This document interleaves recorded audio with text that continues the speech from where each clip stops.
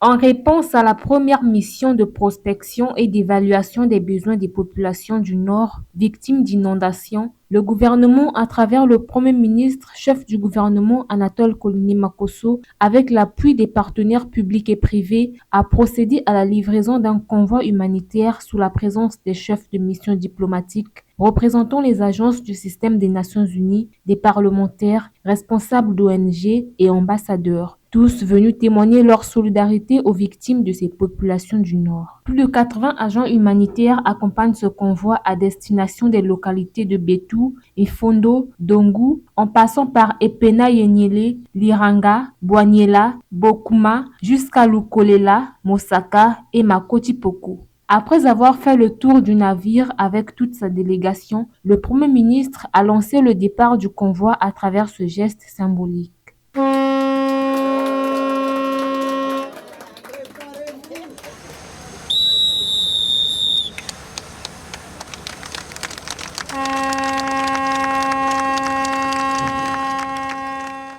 Le président de la République avait appelé le gouvernement à se mobiliser et à mobiliser des partenariats pour parvenir à une action humanitaire de grande envergure.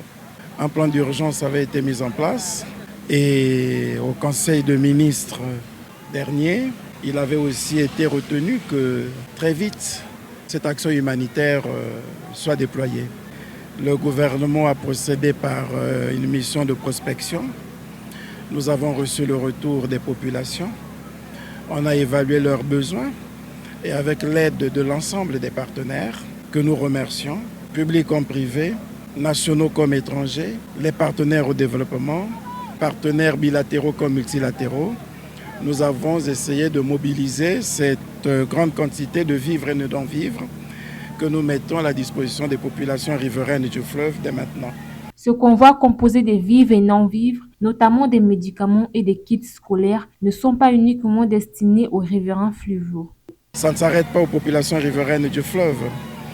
La catastrophe liée aux inondations, aux intempéries de ces derniers temps a touché pratiquement toutes les localités. Donc, comme nous l'avons fait l'année dernière, cette année aussi, c'est une grande caravane qui va se déployer sur toute l'étendue du territoire pour que les populations soient davantage convaincues que l'État ne les abandonnera jamais à leur triste sort, qu'en toutes circonstances, le gouvernement sera à leur côté.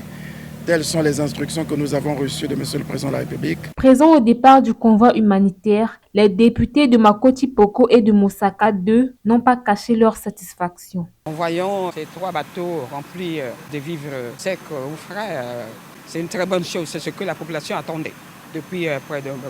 Comme on dit toujours, vaut mieux tard que jamais.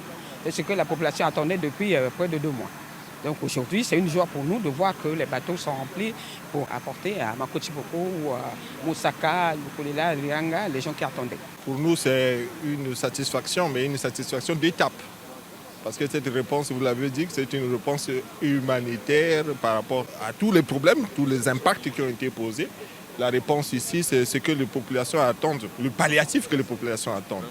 Après, il reste les autres étapes qui vont consister à regarder en profondeur, à régler le problème des inondations. Après cette assistance humanitaire par axe fluvial prévue pour une vingtaine de jours, le tour reviendra bientôt à l'axe terrestre.